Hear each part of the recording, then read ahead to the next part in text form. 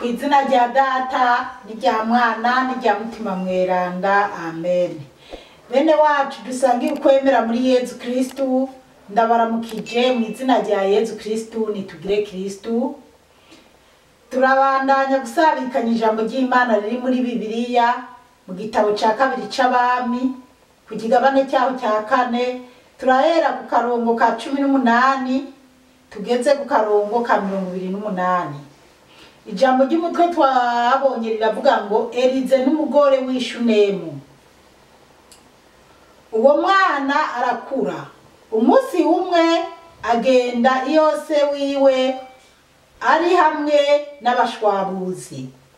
Ahava abwira se wiwe ati, ese umutwe wanje uraho?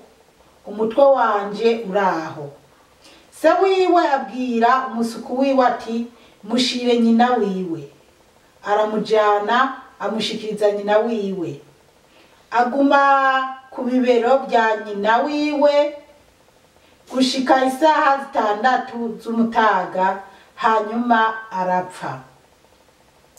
Wa mugore araduga amurambika ku buriri bwa wa muntu w'Imana, aramugarana aca arasohoka.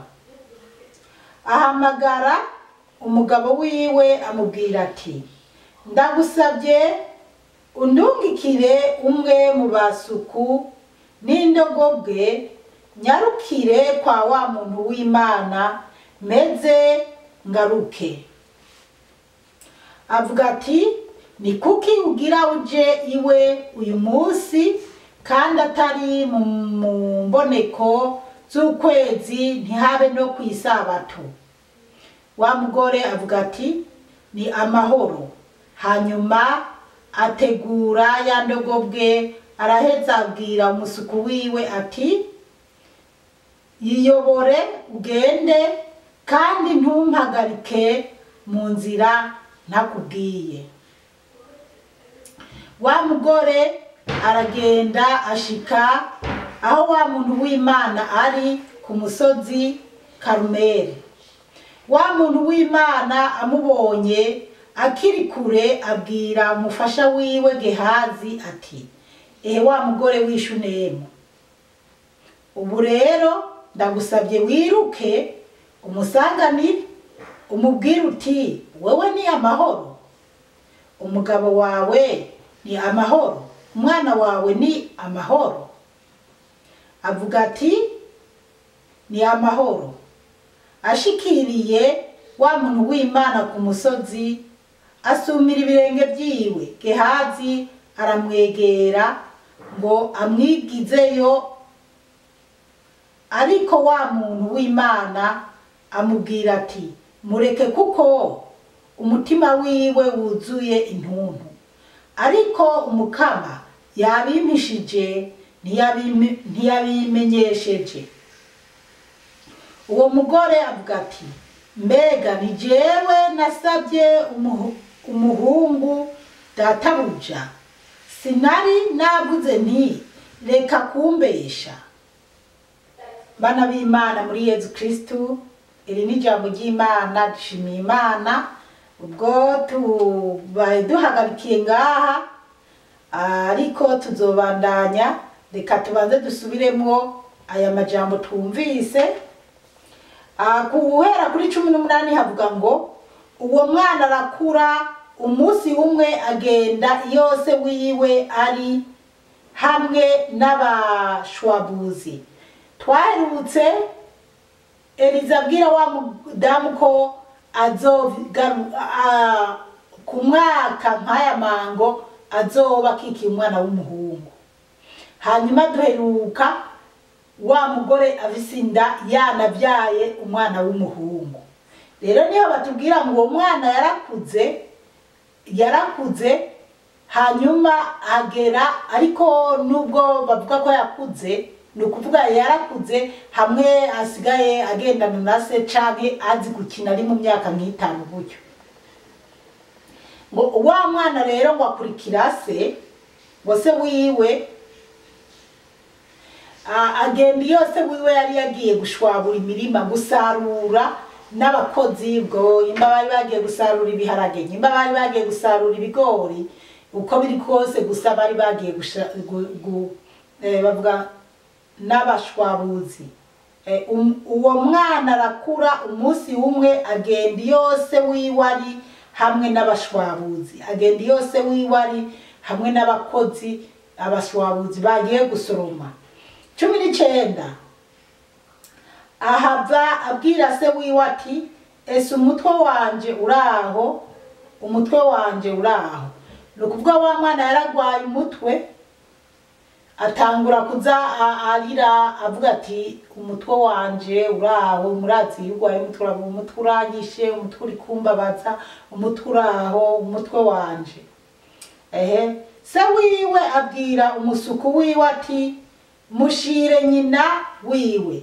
Nukuvuga se wiwe yararavye abona umwana ari mwiha tari nziza umwana ari karababara umutwe acafata umwe mu bakozi aramubwira ati tora umwana umushire nyina wiwe.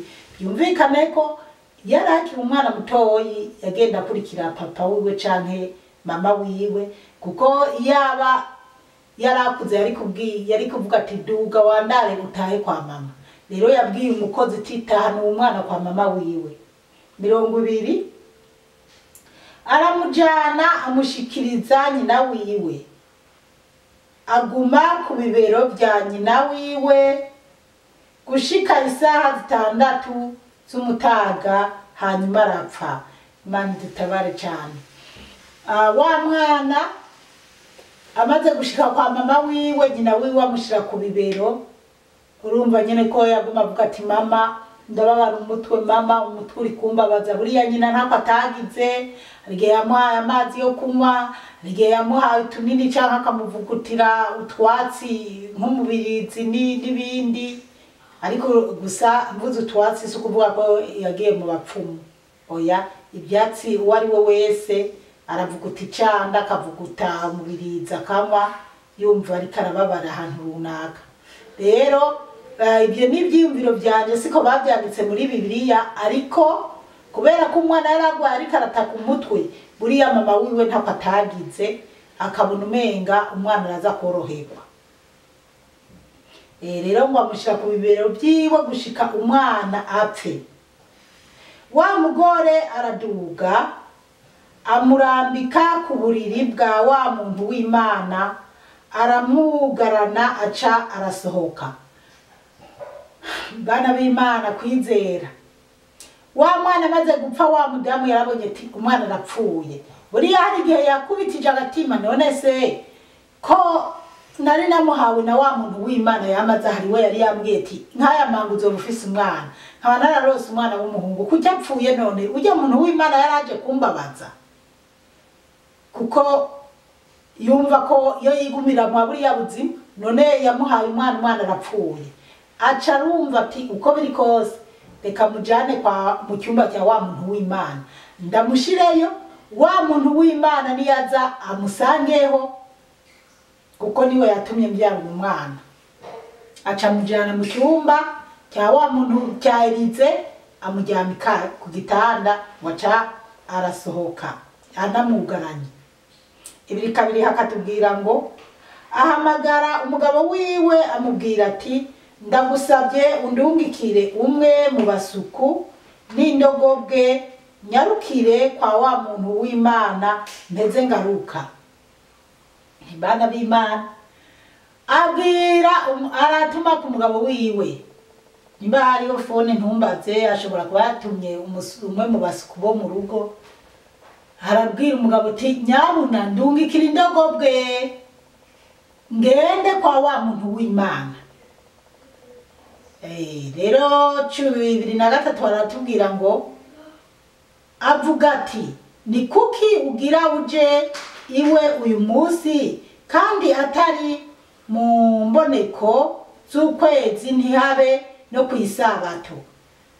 Rero umugabo wiwe byamuteye ikibazo aramubwira kuki ugira uje kwa wa muntu w'Imana uyu munsi ko atari mu mboneko z'ukwezi ko atari no kwisabato ugiye gusenga se ugiye. Urumva rero birumvikana ko mu mboneko z'ukwezi baragenda aho rero baba bagiye gusenga no guhereza ibitambo ku isabato, ko atari no ku isabato, ku isabato niwo munsi bubahiriza bakaja gusenga. Wa mugore avuga ati ni amahoro. Wa mugore yishe umugabo ati nta ngorane ni amahoro. Ntiyigeze abwira umugabo ko umwana yapfuye, nta muntu n'umwe yigeze abwira ati burya umwana yampfanye. Yaramye gusa aca arajana umwana amuryamika mu cyumba cya Elize, ku gitanda cya Elize, aca arigira guhiga Elize. Kubera iki? Uwo mudamu yari yizera Imana sana, yari yizera kimwe yarakiriye Elize. Ni ukuvuga nyimba yagomba kuja Karumeli kuraba yo Elize, Bibiliya irahavuga ko nyimba yagomba kuja i Karumeli yo Elize yarari, muri we yarazi neza ati Elize yagiye azi wanje ndamugirira neza, yipfuze kunkorera ikiza, ndamubwira ko atangorane mbanye neza n'abantu. We nyene aranyaturira arambwira ati uzobyara umwana w'umuhungu. Uko biri kose ko ari we yari yarampanuriye ko nzobyara umwana w'umuhungu. Uyu mwana nubwo yapfuye, ujya muntu w'Imana, ujya mwiranda w'Imana aramuzura aramusubiza muzima. Yarabyizeye, ntiyagiye guca umutima umugabo, ntiyagiye no guca umutima ngo abwire ababanyi ati nyamara turapfishije ngo akome induru. Oya, yaciye agenda kwa Elize. Rero 24 haravuga ngo hanyuma ategeka ya ndogobwe, hanyuma ategura ya ndogobwe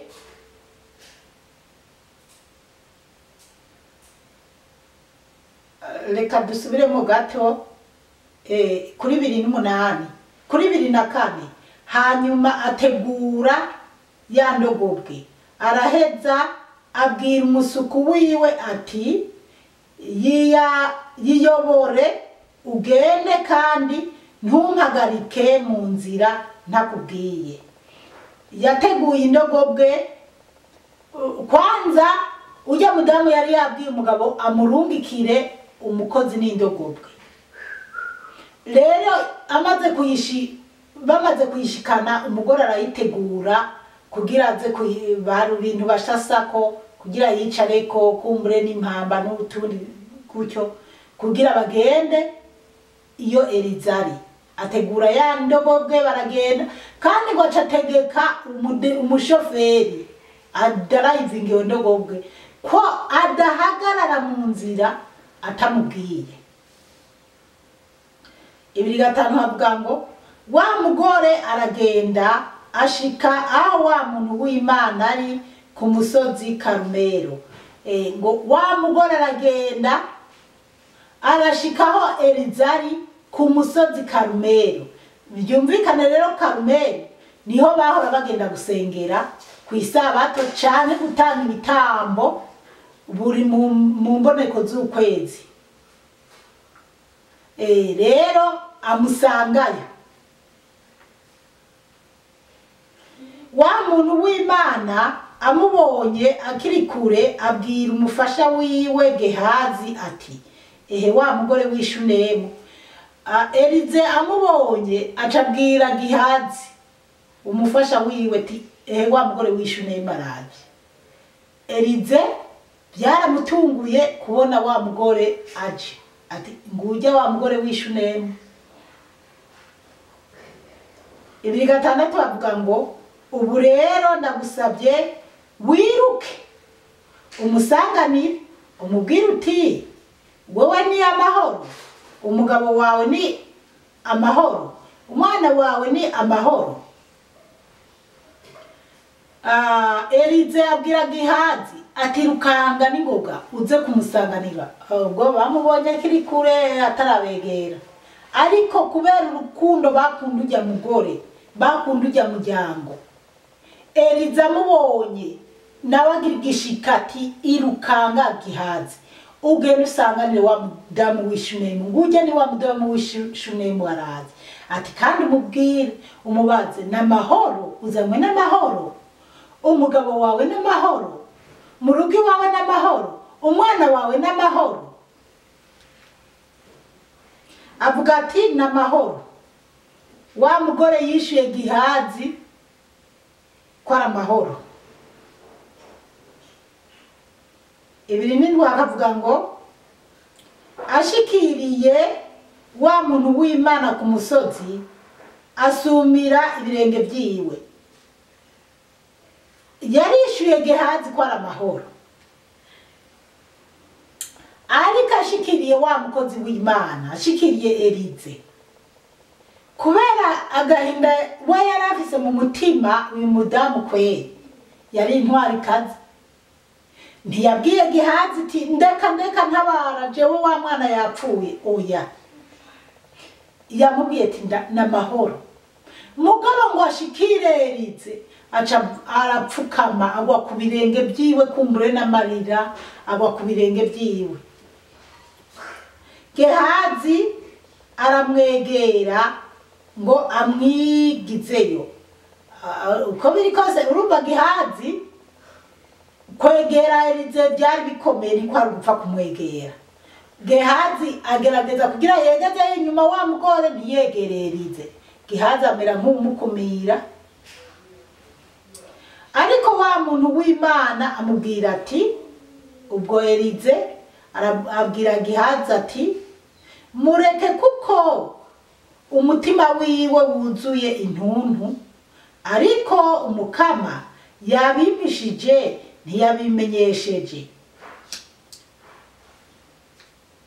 Elize arabwira ujya mudamu, arabwira Gihazi ati reko mudamu aze, kubera umutima wiwe wuzuye intuntu, wuzuye imibabaro. Ati ariko kandi nubwo ababaye, Imana ntiyamenyesheje icyatumye ujya mugore. Ni kuvuga rero Elize ntiyari yamenye ko wa mwana yapfuye, ariko Imana hari igihe iguhishurira ibintu ariko ntumenye ibyo Imana yakubwiye. Hari igihe Imana yari yamweretse ujya mugore ababaye atunguye, mugabo atazi ko wa mwana yapfuye, ntabone icyatumye uwo mugore ari mu mubabaro, canke aza kubaraba Ishunemu. Ava Ishunemu akagenda Karumeli kubarabaye. Elize rero abwira ujya mu Gihazi ati mureke. Uwo mubyeyi yuzuye intuntu n'umubabaro mu mutima wiwe. Atariko Imana yabimpishije, Imana ntacyo yabimpishuriyeko. Rero hari n'igihe Imana iguha message, nanje hari igihe Imana impa message nkayoberwa ibyo ari byo, nkabisengera Imana ikabimpishurira. Canke nkanabisengera Imana ntigire ikindi kintu bimbwira ko, mugabo nkaza kubibona byabaye, ibintu byabaye. Kandi hari n'igihe aba ari n'ibintu byiza Imana yamishuriye yanyeretse, mugabo bikantuntuza nkatekereza ibi bintu neretswe nibiki, mugabo nyuma nkaza kwisanga ari ibintu Imana yagize iki yari yamishuriye, mugabo nkayoberwa ibyo ari byo. Mw'iyi minsi Imana yamishuriye ndi mu nzu nziza ukuntu, ariko nyuma nza kubona umuntu Imana yagiriye neza, ariko arashima ibyiza Imana yamugiriye, ukuntu yarose inzu mu buryo runaka. Reka tubandanye. 2008 haravuga ngo uwo mugore avuga ati mbega ni jewe nasabye umuhungu databuja. Urumva ko ararivuze ngo mbega ni jewe nasabye umuhungu databuja. Ubwo yamubwiye ati mbega nyakubaho, nije nari nagusabye umuhungu, si wowe wabimbwiye. Mbega ni jewe nasabye umuhungu databuja. Yarabajije Elize, sinari navuze nti reka kumbesha. Ati sinari nakubwiye ati reka kumbesha. Kubera iki? Yari karamubwira ati raba wowe ni wowe wambwiye uzobyara umuhungu, ndanakubwira ati reka kumbesha ntibikunda, none narabyaye umwana w'umuhungu, none kumbure yaramubwiye ati yapfuye. Kumbure ibindi tuzoja tubibona mu audio canke video izokurikira. Mbega ni jewe nasabye umuhungu databuja, sinari nakubwiye ngo reka kumbesha.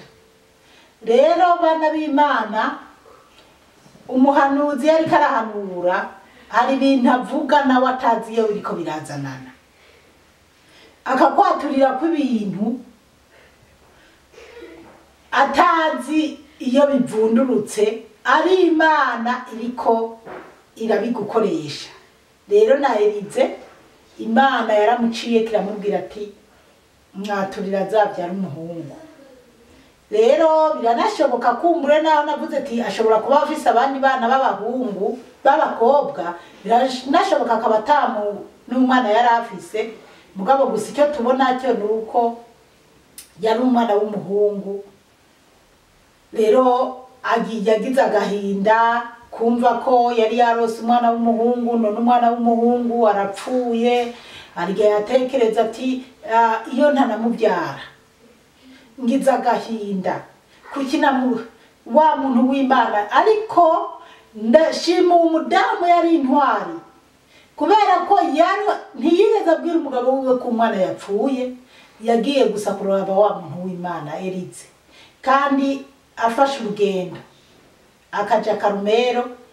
Iyo Elize yaba ni ukuvuga Elize niyo yaba, mugabo akaja mu misozi, akaja hirya no hino gukorera y'ubutumwa. Aho yava Karumelo akaja Ishunemu hasanga inshuti nziza y'umuryango, nabo abitura kubaha umwana.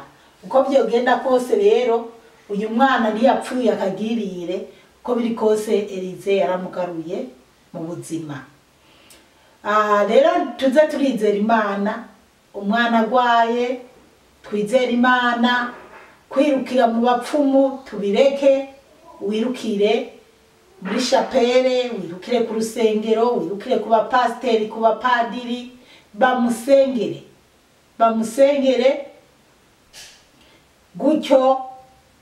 Suko umuntu agwaza ngo yumve ko nyene umwana ategerezwa, umuntu agwajije ategerezwa gukira, kuko gupfa ni lazima. Tugomba gupfa kugira dushikire ubuninahazwa bwo mu ijuru. Umuntu agomba gupfa, kandi n'abakorera Satani bagomba gupfa kugira bagende kwa Satani gutora impembo yabo.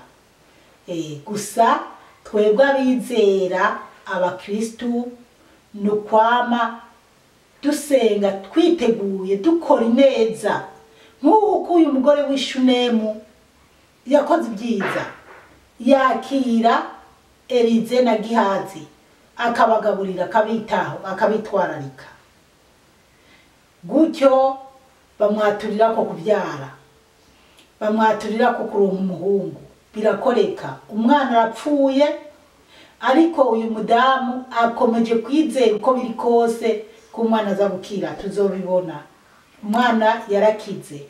Rero twizere, kandi iri jambo ry'Imana ritwigisha urukundo. Dukundane, dukunda abantu, umuntu w'Imana umukunde kandi usenge, kubera anya muri Ishunemu hari haba abahanuzi, hari abantu batandukanye bakorera Imana, mugabo siko bose barimo neza. Hariho ubafise amavuta by'ukuri, hariho cyane rero ubu naho akaba n'abantu b'indyarya bakoresha ubujyajya, bakavugana abahanuzi kugira baronderere inda zabo. Twige rero abakozi b'Imana, twige kuvuga iby'ukuri by'Imana iba yadutegetse kuvuga, canke nimba duhanuriye umuntu tumuhanurira ibivuye ku Mana, atari ibyiyumviro byacu n'ibishobisho byacu. Oya, Imana niyanaduha ubuhanuzi turabe neza nibyo by'ukuri. Je hari igihe Imana impa ibintu byo kubwira nk'umuntu, mugabo nkabanza kubyitondera, nkabanza nkanabitinya, mugabo naguma numva Imana iguma ibinsubiriramo. nkavuga ati ngira nze kuvuga vya bintu canke ngira nkore audio ndabisakaze ibintu nk'ibyo rero umukama Imana bahezagire cyane turacyabandanya hasigaye audio canke se video imwe kugira iyi nkuru y'uwo mudamu na Elize tuyisobanukirwe tuyimarire umukama Imana bahezagire mwarahezagiwe n'Imana ku izina rya Data rya Mwana rya Mutima Mutagatifu amen.